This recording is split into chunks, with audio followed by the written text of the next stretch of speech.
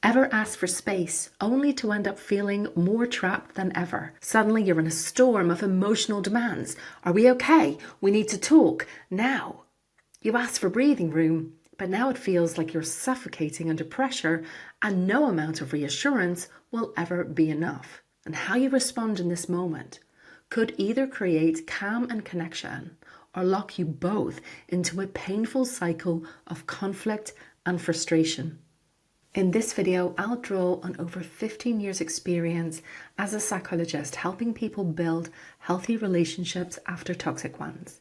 I'll show you how you can meet your partner's needs without feeling like you're giving in and without abandoning your need for space. It might surprise you, but meeting your partner's needs with care and compassion, not compliance, will likely lead to more freedom, more space, and a stronger connection for both of you. If you're someone with a more anxious attachment style, this video will help you understand what's going on inside of you and how your partner can support you in healthy ways. But this video is made specifically for those of you who lean towards a more avoidant attachment style, those who feel overwhelmed or smothered by emotional demands and closeness. When your partner experiences relationship anxiety, it can be tempting to think, well, that's their problem. It's not my job to fix. And you're not wrong. You're not responsible for managing your partner's emotions, and trying to take on that responsibility often backfires in pretty spectacular ways. But there is a deeper truth here. In any relationship worth having, both people need to be responsible for treating each other with love, care, and respect. That includes you, and it includes your partner. So how can you take good care of your partner without assuming total responsibility for their emotional state? Let's start by understanding what's really going on for your partner when they seem to be overwhelmed, reactive, or demanding.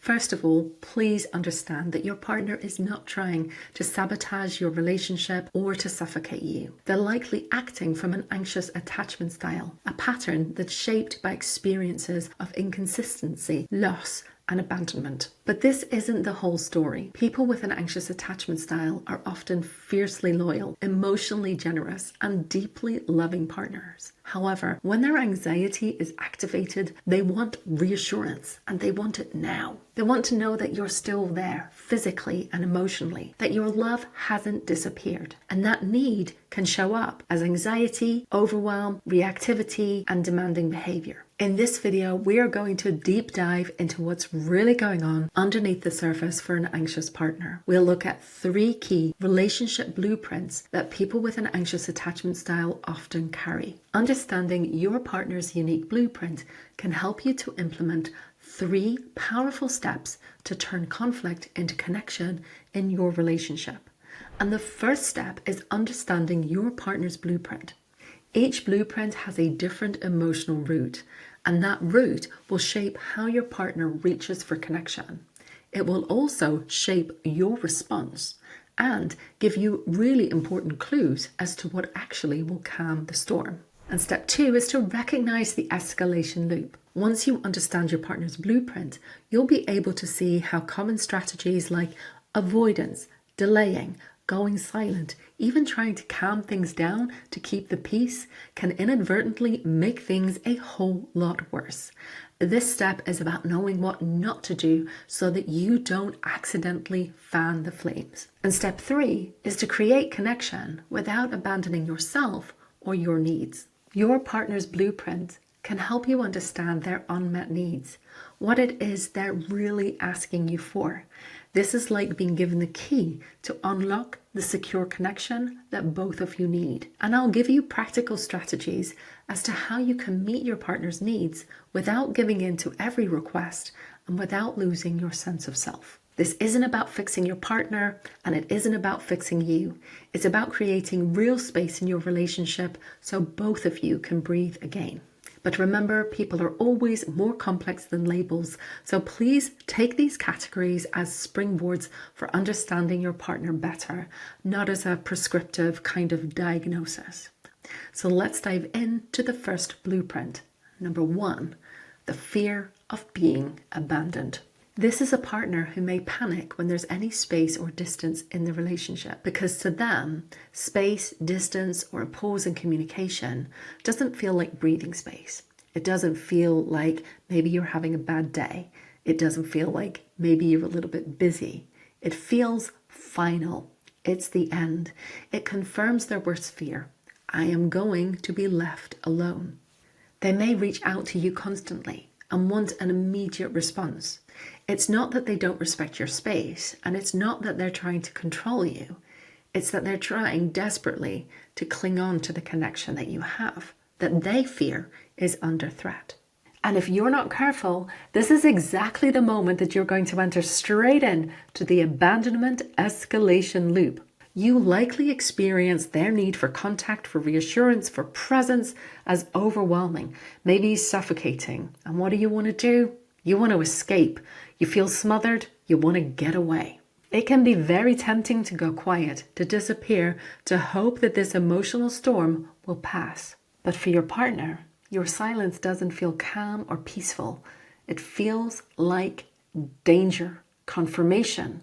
I am being left alone. And they're going to cling on for dear life. They're going to text you, they're going to phone you, they're going to want more reassurance, they're going to want more presence. And for you, that feels more smothering, so you want to get away. And in feeling your absence, they get more anxious and more demanding. Now, no one is trying to hurt each other, but both of you are spiraling. The solution might surprise you. It isn't to give endless presence and reassurance. The truth is, that wouldn't be good for either of you. It's to acknowledge your need for space and to take it, but without disappearing. So how can you do that? You can communicate very clearly with your partner. I love you. I care about you. I'm not disappearing. I'm just taking a break. And you can tell your partner when they can expect you to check in again. This isn't coddling your partner. It's counter-programming when their emotional blueprint is primed to expect abandonment. It's telling them, I can still be emotionally present even whilst physically absent, and you can trust my return. Now you might be thinking, physically absent but emotionally present, who's going to buy that? The truth is, no one is going to buy that. Not unless you implement the second part of this strategy. Now, this part really matters. This could be the key to soothing your partner's abandonment fears permanently. Every time you take space, you have a sacred responsibility, a duty to your relationship to be responsible to initiate contact with your partner. Do not wait for them to come to you. You be the person who goes to them. Now, why is this so important? Well, this is going to help your partner see that your distance, your absence is temporary. They can trust that you will return. And as they begin to take this in, they begin to have faith in you. They begin to have faith in the relationship. That means they don't need to chase after you. So next time you need space, next time you're a little bit distanced, maybe because you're busy, maybe because you have other things on your mind, they're much less likely to panic. They're much more able to be relaxed. And guess what? That means they're much less demanding on you. And so you're much less likely to feel smothered and suffocated and need to escape. Over time, you start to rewrite the blueprint together. They start to learn that space doesn't mean neglect or abandonment. They learn to find ease in the gap. They maybe even start to enjoy a little me time.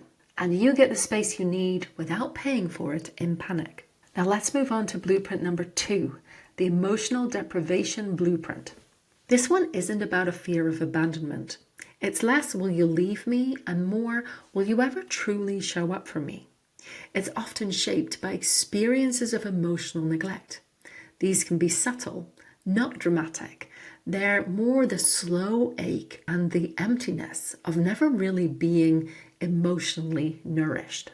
A partner with this blueprint often believes that their needs are just too much, or that your capacity, anyone's capacity, to meet those needs is just too little. This partner doesn't plead, please don't leave me. They often quietly and indirectly say, please show up for me. At first, this partner can seem incredibly chill and really low maintenance. They don't ask for much. They're generous, attentive, and emotionally intuitive.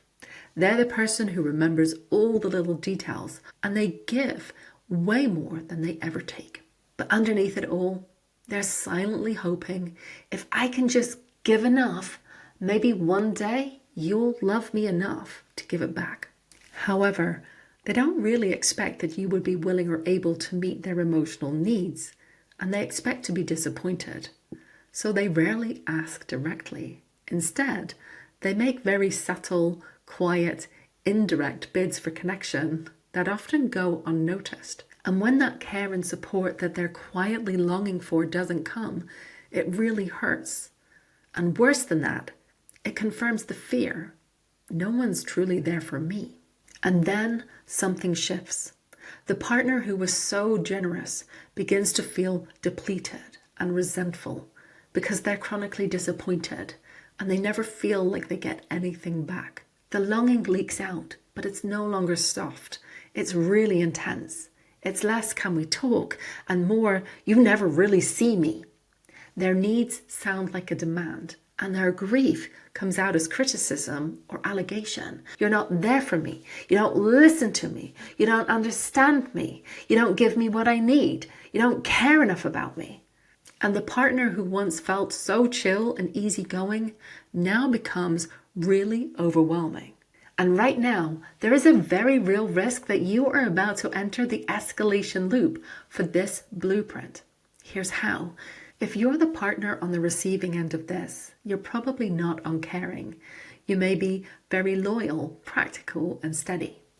However, you may have been entirely unaware of your partner's intense emotional needs and longings, precisely because they keep them so well hidden under their generosity and their self-sacrifice. So when they leak out in this way, it's very easy to see your partner's emotional needs and their intensity as the problem and to want to rush in to stabilize things and to calm things down. And how might you try to do that? Well, you may rush to reassure them, try to lighten the mood, avoid the big feelings, hoping that they'll go away. But to your partner, this doesn't feel like care and support.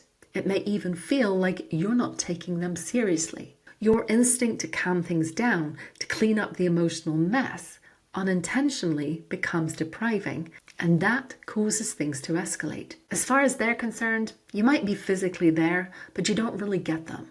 You don't really understand them. You're not really able to meet their emotional needs. They may even start to see you as somewhat deficient. And for you, it feels like you can't win. Everything you try feels like a failure. You feel criticized, emotionally micromanaged, and that you could never be enough. And suddenly you're both reinforcing the blueprint. They're forever chasing a depth of care that feels like it's never going to come, and you feel like you could never possibly be enough. So what helps? Well, here I have 2 key strategies. Number 1, get curious and not defensive. Don't rush in to fix things and don't try to dampen their emotions. And please do not, under any circumstances, suggest that their feelings are illogical. Let them be messy. Let them express their emotions, even in ways that don't make sense. Try to remain empathic. You don't have to agree with them to empathize and to understand that underneath all of this, there's a great deal of pain and suffering. They're not asking you to solve this. In fact, what they really want to know is that they can be seen and held and comforted in all their mess and all their vulnerability. And you'll need to be very patient because someone with an emotional deprivation blueprint is often very good at being empathic and understanding towards other people's feelings and experiences. But they've often had very little practice at putting their own emotions and their own needs into words. And in fact, words may not be the best language here at all. And that's what leads me into the second key strategy, which is to talk with your body, not just your words. Because when emotional deprivation is the blueprint, logic and words won't reach them. A quiet touch, your hand on theirs, a gentle hug, even just sitting quietly and saying, I'm here. These all say far more than perfectly formed sentences ever could. You don't need to perform emotional fluency or have practical solutions to their problems. They don't need these things. What they need is your presence. When they're able to trust that you're there, that you care, even when things get messy, even when they know they're saying things that are highly emotional and completely illogical, but you still care about them, their anxiety begins to lessen. And as their anxiety lessens, their demands become less, but also they become much more able to communicate clearly and directly about what they're thinking, what they're feeling, and what they need. And that makes it way easier for you to give them what they need and to respond with warmth and care and ease.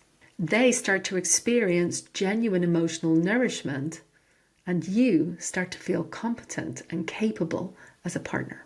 Let's move on to the third blueprint, shame, the fear of never being good enough. This one isn't built on the fear of being left.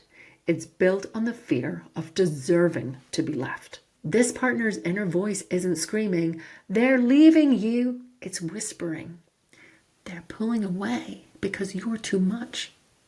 They're tired of you. You ruined it. Underneath it all is shame.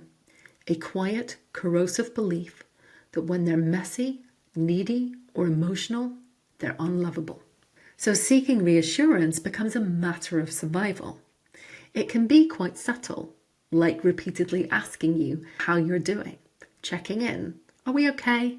Are you sure I didn't upset you? Are you sure you're not mad at me? Tell me again. And sometimes it can show up as perfectionism, over-apologizing, over-explaining, reading your every cue, trying to avoid making any mistakes. This partner has learned that love is conditional, that any flaw means they will be left. So they always want to stay one step ahead, fixing, smoothing things over, always checking. Are we still good? But reassurance seeking is a trap, because it doesn't matter how many times you say, we're fine, we're good, I'm not mad at you. Shame is always there whispering, they don't really mean it. When they see how flawed you are, they'll be out of here. And this lures you straight into the escalation loop. Over time, this loop exhausts everyone. They never feel safe, and you never feel effective. It starts to feel like you're walking on eggshells and that nothing you say will ever satisfy them. And you start to get frustrated, and you think, I don't want to do this anymore. I'm going to assert some boundaries. So you tell your partner, I'm not going to respond to that. You start ignoring them when they ask for reassurance. Or worse, you tell them that they're being ridiculous. It feels to you like you're being firm and honest, but for your partner, who's filled with shame, it lands as proof. My needs are a problem. I am too much. I have messed it up. Your frustration, your attempts to have boundaries and to put an end to this pattern don't calm their shame. In fact, it confirms their shame. You see, I have messed up. I am unlovable. I've been too much. So what helps? Well, first of all, it's not giving endless reassurance, but neither is it giving correction. It's compassion. Don't dismiss their fear and don't jump straight to reassurance. Instead, try to speak with empathy to what's going on under the surface. Instead, you can say something like, I hear you're afraid that you messed something up. I don't see it that way. I'm still here. Or you can say, you're really beating yourself up here. What's happening? But what if they have messed up? What if you are overwhelmed, frustrated, hurt, or angry with them? Well, this is when you have a golden opportunity. Because the thing to do here isn't to deny your own feelings or pretend that they don't exist or to reassure them. It's the opposite. It's to acknowledge how you really feel. It's to say, yes, I was hurt. I am frustrated. I was angry about this. But I still love you. I still care about you. I'm still here. And I want to understand what's going on between us and what's going on for you. This isn't indulgence or reassurance. It's honest communication with care and genuine compassion. And it says, you don't have to be perfect for me to love you. That's what rewrites the story. That's what builds trust in you and your relationship. And it may even transform the inner story and the inner shame, because what you're giving your partner is an experience of being loved without having to be perfect, being loved in their imperfections, their flaws, their mess, and their mistakes. In this video, we have taken a very deep dive into soothing someone with an anxious attachment style. And I hope it's helped you to see how understanding attachment styles and what drives them actually transform your relationships. But what if I told you everything you thought you knew about adult attachment, especially if you got your information from the internet, is probably wrong? So if you are ready to debunk a few myths and learn how to really build security and healthy, happy relationships, check out this video right here.